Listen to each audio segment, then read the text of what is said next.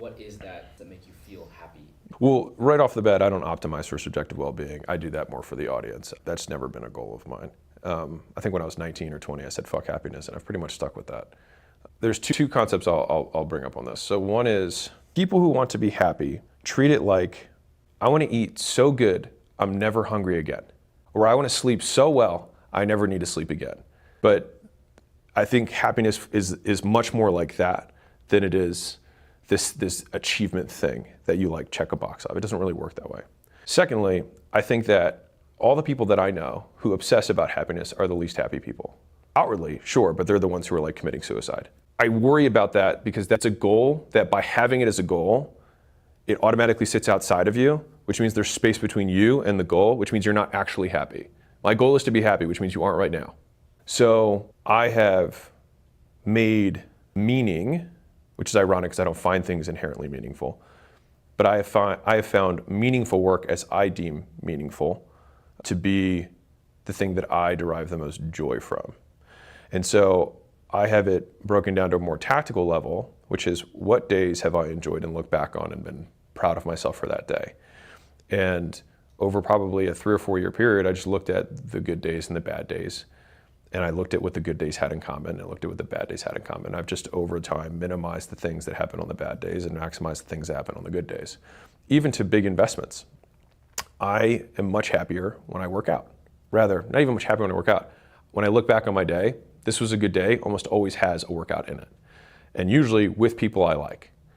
And so workouts take probably longer for me than most people. Because I'm in and out in 45 minutes and I, did my morning routine and I can send out 40 emails from whatever. Everyone's different. But for me, I work out for like 2 hours. It's because I like to. And so I do it with people that I like. And so I'm willing to invest the time because what's the point anyways? Why make all the money? To what? Enjoy it?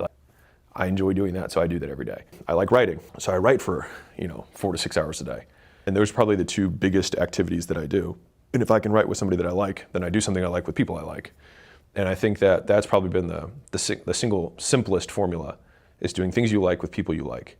I have a question for you. Do you feel like you have a better descriptor of the subjective experience you're having when you're in quote unquote the flow state? Like when you're writing, Sure. You wouldn't say you're happy, but I know you like writing. Yeah, I enjoy writing. Well, I think one thing is the idea of learning how to enjoy a challenge. So I think a lot of people can get there quickly. A lot of people play video games because, so video games are designed to increase in difficulty proportional to people's willingness to, basically they extend intermittent reinforcement. So your first level is always easy and then they extend it a little bit more. And eventually, believe it or not, you'll have learned the behavior such that they can push it out so far they never need to reward you again, which is why people stay in abusive relationships. We're like, in the beginning it's good, oh I fucked up, oh everything's good again, and then I fucked up more, and then it's good again, and then I fucked up more, and then it's good again, and then eventually it's never good again. But they got reinforced on enough spaces each time that they stay in it. And so I think the difference between a video game and life is that interval isn't set. And so you're not necessarily gonna have a quick win at level 1. Because it's more like you basically get none until you're at level 20, and then all of a sudden it all comes. And so I think that's the difficult part.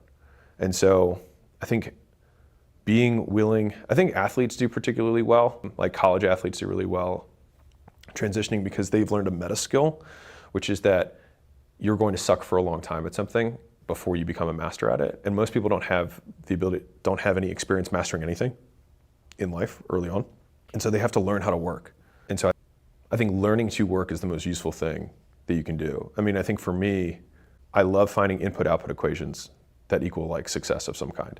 So it's like if you're giving public speaking, I'm gonna give this example because it's perfect. So Caleb, who's on my team, had said years ago when we met, I don't really like public speaking, I don't like presenting, I don't like any of that stuff. I was like, cool. And I think he said something to the degree of I don't like it or I'm bad at it, whatever. And he did a presentation for the team and it was good. And then he had a bunch of things that he wanted to do better on the next one. Now, between those time periods, I had done the book launch. And so he had seen me prepare for my presentation. And so I did it 100 times over 30 days. So I did it 3 times a day before I gave the book launch. And when there was 500,000 people or whatever that were at the launch, when we had 500,000 people who registered for the launch and I was about to step on stage, the team that was doing it all said, we do this every day and I've never seen anyone so like relaxed. And it wasn't a front, it was because I had done it so many times. And so fast forward, I had another presentation he had to give. And this time he prepared 3 times as long. So he did, instead of 10 hours of prep, he did 30 hours of prep. And instead of having 80 slides, he had 330 slides. And the presentation went way better. And he noted that he wasn't nervous at all going into the second presentation compared to the first presentation. And so he messaged me afterwards and said, it wasn't that I was bad at speaking, I was just lazy. And I think that a lot of people mistakenly think they're bad at things. They haven't even learned how to try. And so right now, if you're doing work or you feel like you're not as good at something, you have to figure out what the input-output equation is. You have to figure out like, what's the thing that I have to do a lot of? Because every skill is like this, is that there's a period where you have to do a lot of something. And if you don't know what it is, then you're not gonna get better. Sales is like, I have to do 100 calls a day. I have to do 10 conversations a day, whatever it is. You do that every single day and you do that for a year, you get pretty fucking good.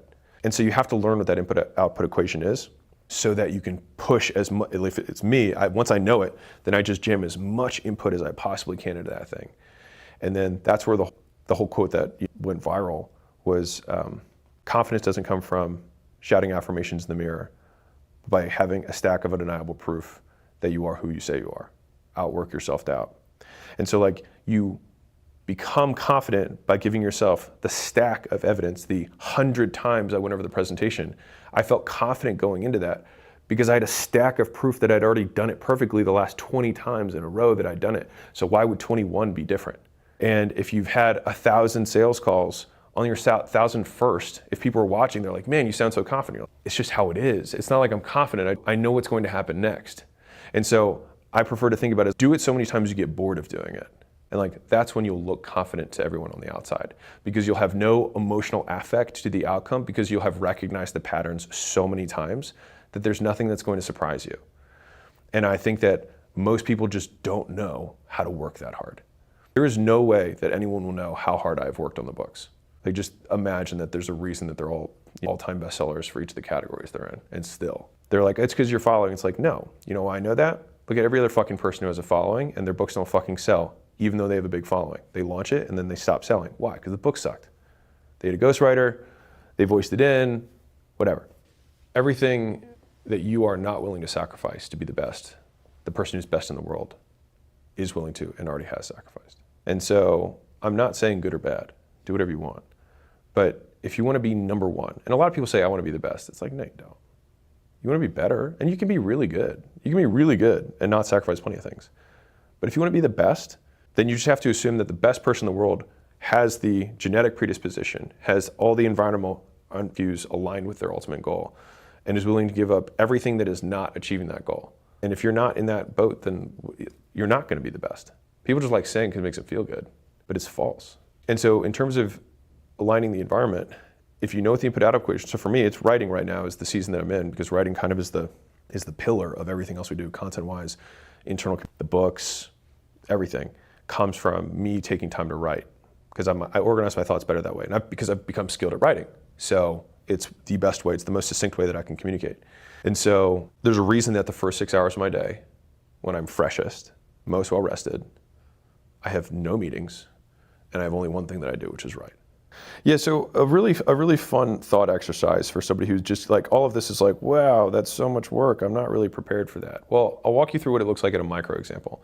So if a video editor comes to me and says, hey, do you like this clip? And I say, yeah, I do like the clip. If you had another 2 hours to work on it, what would you do? And they're like, well, if I had another 2 hours, I'd do this, this, and this. I'm like, okay, go do that, come back. They come back and I'm like, do you think it's better? And they say, yeah. And they show it to me and I'm like, it is better. Okay. Now, if you had another 2 hours, what would you do? They're like, well, I'd do this and this. I'm like, okay, cool. They come back, same conversation. They're like, okay, if you had a week, what would you do?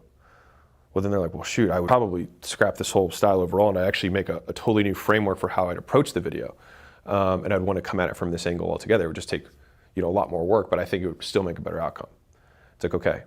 So that idea, just do it on 5 years. And so everybody just wants to get it done rather than get it right. And getting it right is where all the money is. It's probably like people who look at Mr. Beast now and are like, oh, I'll just go make YouTube videos. Like, he started when he was 13.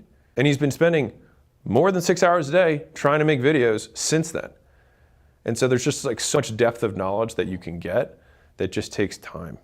But the thing is from the happiness perspective, I find a lot of joy in excellence. And I think that work well done provides dividends forever. So if we were to think about like subjective well-being or like purpose or meaning or utility or usefulness, any of those, whatever one you want to optimize for, like, I am proud of the first book I wrote. I'm proud of the second book I wrote. I'm proud of the third book I wrote. And I'm proud of the book that I'm writing right now. And when I look back on them, every time I see them and I see people benefit from them, I get a reward for a one-time input. Even though it was a year, for the rest of my life, I will get rewarded for that effort. And so it just encourages me more and more to do things the right way. And I think people who build exceptional products think about products the same way, which is like, it has to be right. It just has to. It's all the 100 details. It's not the big idea. It's the 100 details that make the difference between, like, the Mr. Beast videos versus other people who try to be like Mr. Beast. It's 100 details that make his videos better. Yeah, it's not just the thumbnail, right? Like, it's not that. It's 100 things.